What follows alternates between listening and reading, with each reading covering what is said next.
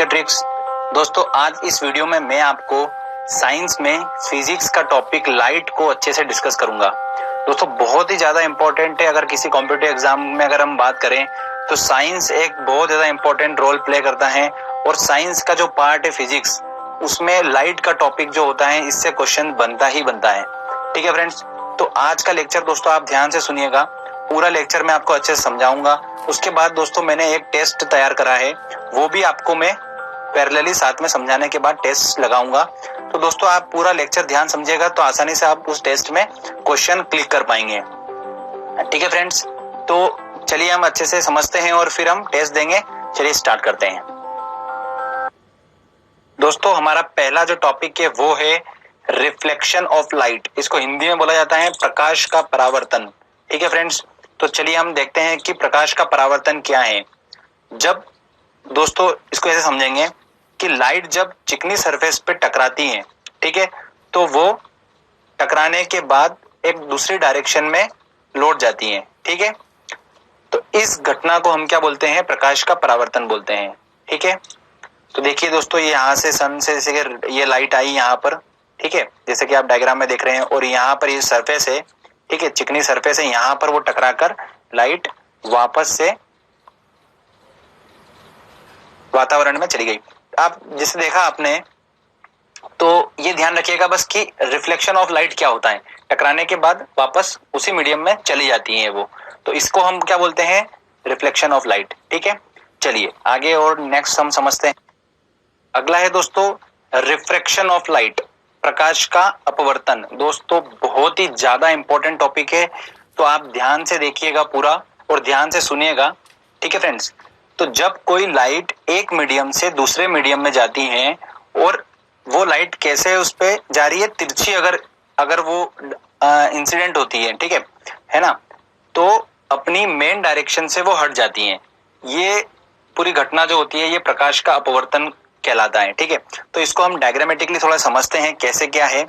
देखिए फ्रेंड्स क्या हुआ, अगर मान लो कि ये जो आप नीचे का सेक्शन देख रहे हैं वाटर का सेक्शन पूरा और ऊपर का एयर है, ठीक है, तो ये दो अलग अलग मीडियम हो गए, ठीक है, माध्यम हो गए, ठीक है ना, तो नीचे वाटर का अलग और एयर का अलग हो गया।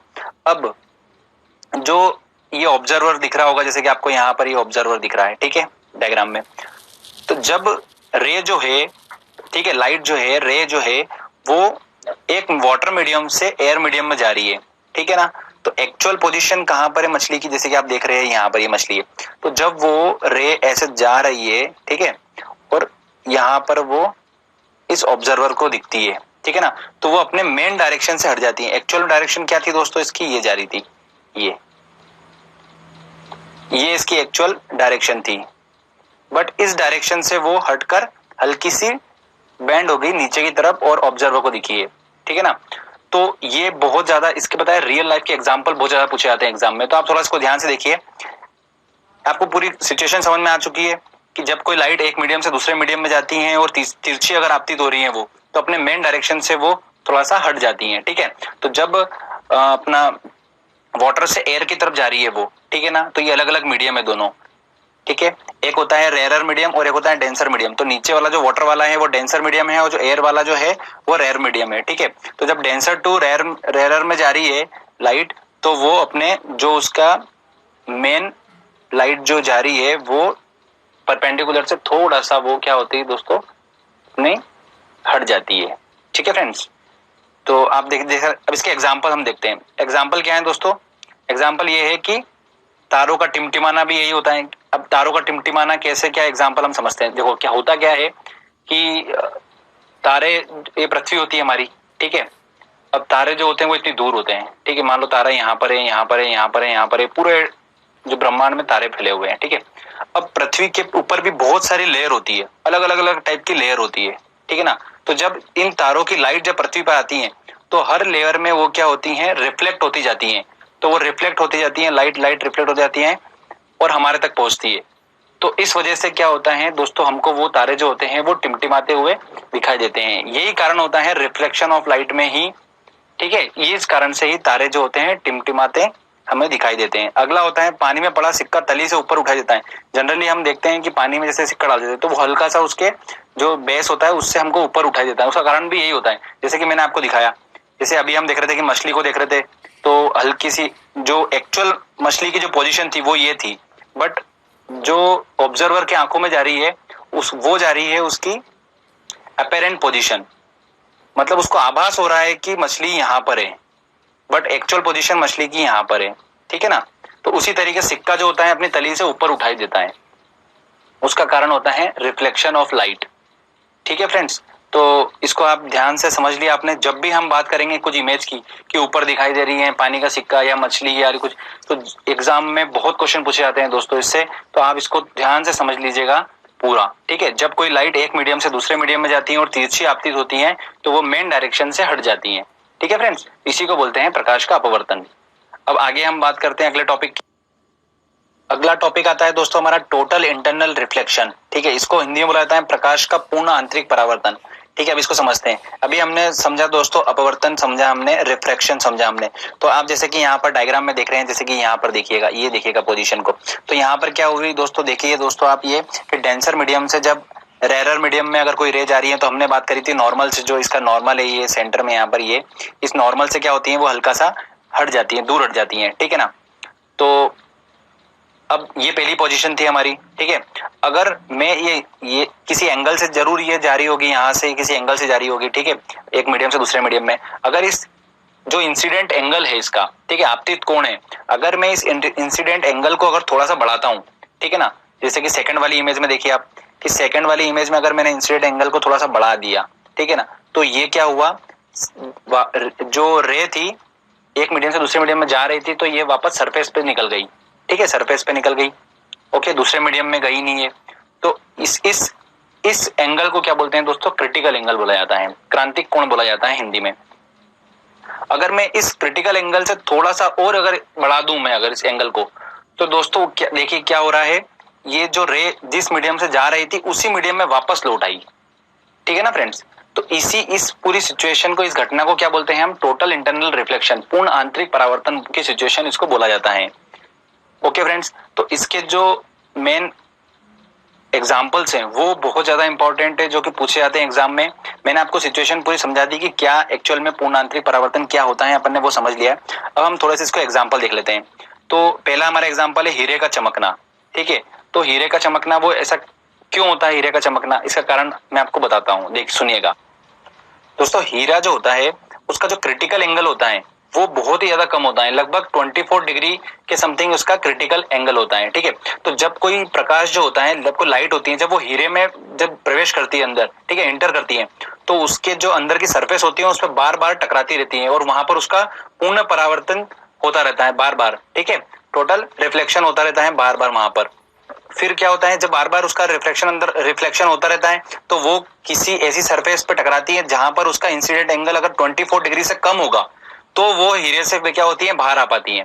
तो ऐसा क्या होता है, बार बार होता रहता है लगातार। तो इस वजह से क्या होता है, हमें हीरे को जब हम देखते हैं तो हमको टिमटिमाता हुआ वो दिखाई देता है। तो उसका मेन कारण ये होता है, ओके। अगला हमारा दोस्तों दिखाई देता है हमें कि रेगिस्तान में मरीचिका दिखाई देना, मतलब हमको ऐसा प्रतीत होना कि वहां पर कोई चीज है, जैसे कि पेड़ का अपने को इमेज अगर उल्टी दिखाई देना, ठीक है, जमीन पे दिखाई देना, पेड़ नीचे दिखाई देना और पानी का आभास होना। तो ये जो चीजें होती है, ये जो होती है, ये एग्जाम्पल है टोटल इंटरनल रिफ्लेक्शन का, ध्यान रखिएगा दोस्तों।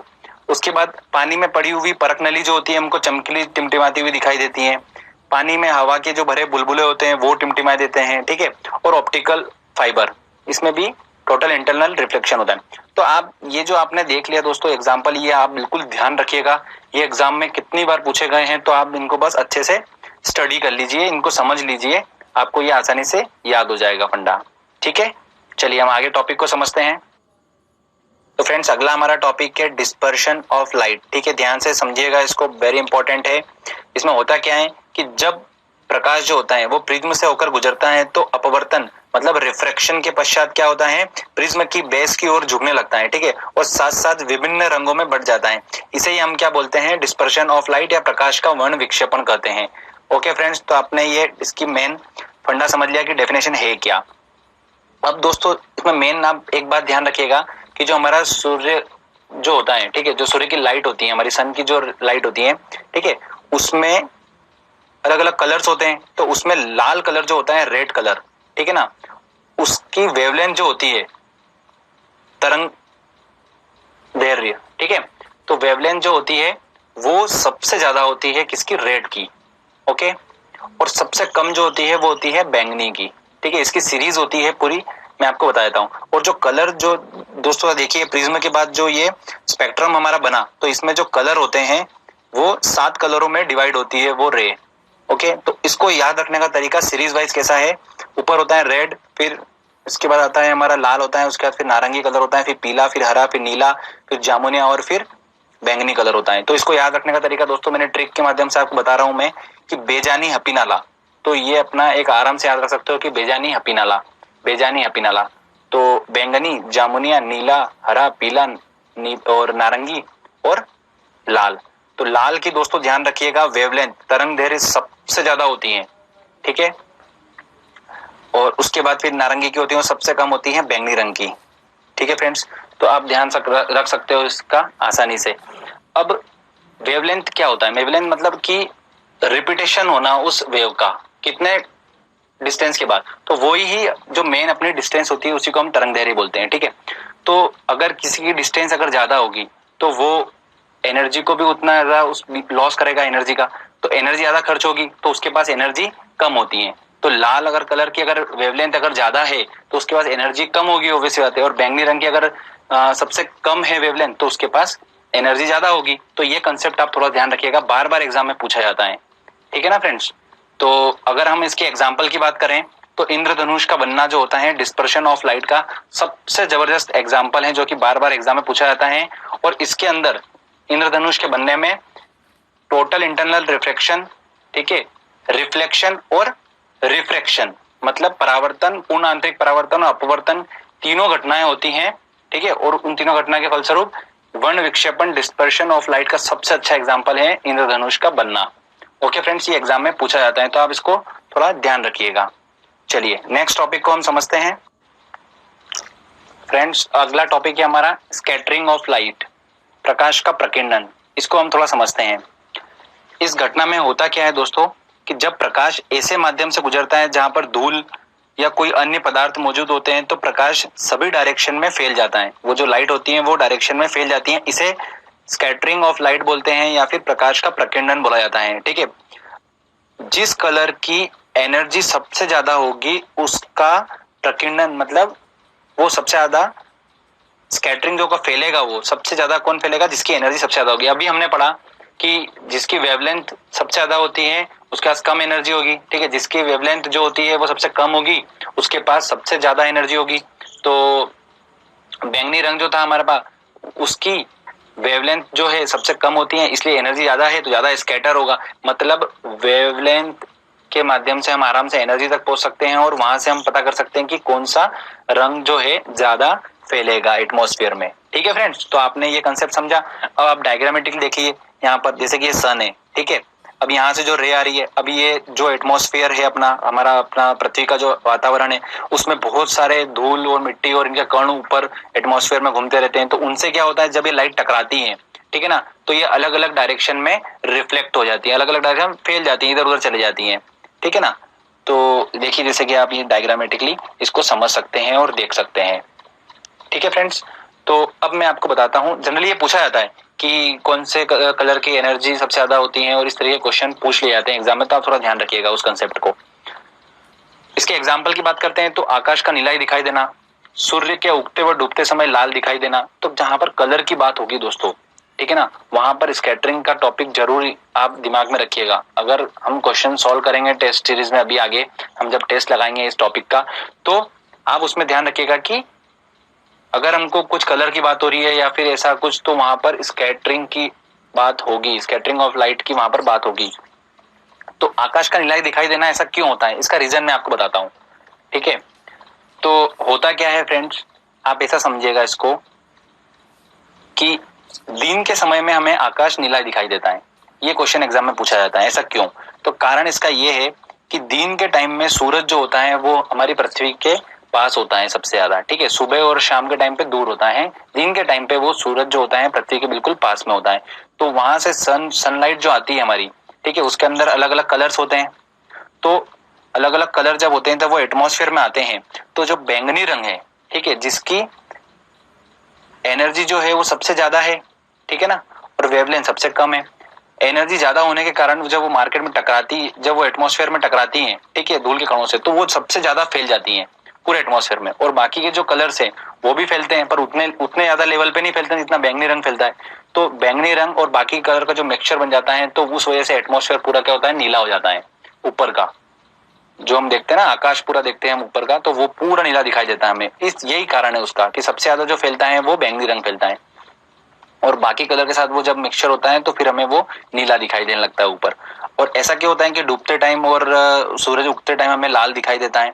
उसका कारण ये है कि इस समय पर जब वो सूरज उग रहा है और डूब रहा है, ठीक है, जब सनसेट और सनराइज की बात आती है, तो वहां पर जो सूरज होता है वो पृथ्वी से सबसे ज्यादा डिस्टेंस पे होता है सुबह और शाम के टाइम पर, ठीक है। तो जो हमारी, हमने वेवलेंथ की बात करी थी, तो हमारा रेड कलर है, ठीक है, उसकी जो वेवलेंथ है वो वेवलेंथ जो है सबसे ज्यादा होती है रेड कलर की, ठीक है, और एनर्जी सबसे कम होती है। तो सुबह सुबह जो होता है बैंगनी रंग की उतनी वेवलेंथ नहीं हो पाती, इसलिए वो पृथ्वी तक उतनी नहीं पहुंच पाती जितना रेड कलर पहुंचता है, क्योंकि उसकी वेवलेंथ ज्यादा है, वो ज्यादा ट्रेवल करेगा डिस्टेंस, तो वेवलेंथ ज्यादा है दोस्तों। तो आप वहां से देख सकते हैं कि सुबह सुबह रेड जो रे है, लाइट जो है लाल कलर की, वो पृथ्वी तक ज्यादा पहुंचती है। इस वजह से सुबह सुबह हमें जो है सूरज जो है वो लाल लाल दिखाई देता है, ठीक है फ्रेंड्स। तो ये कंसेप्ट था उसका, आप इसको ध्यान रखिएगा। ये एग्जाम्पल भी एग्जाम में पूछे जाते हैं, तो आप इसको थोड़ा सा ध्यान में रखिएगा। चलिए अब हम आगे टॉपिक को डिस्कस करते हैं। अगला टॉपिक है फ्रेंड्स हमारा ह्यूमन आई, मानव नेत्र का जो डिसीज होती है, दृष्टि जो हमको होती है, ठीक है ना, दृष्टि दोष होते हैं। तो वो कौन कौन से होते हैं हमें ध्यान रखिएगा। निकट दृष्टि दोष होता है और एक दूर दृष्टि दोष होता है। इनको इंग्लिश में क्या बोला जाता है मैं आपको बता देता हूँ।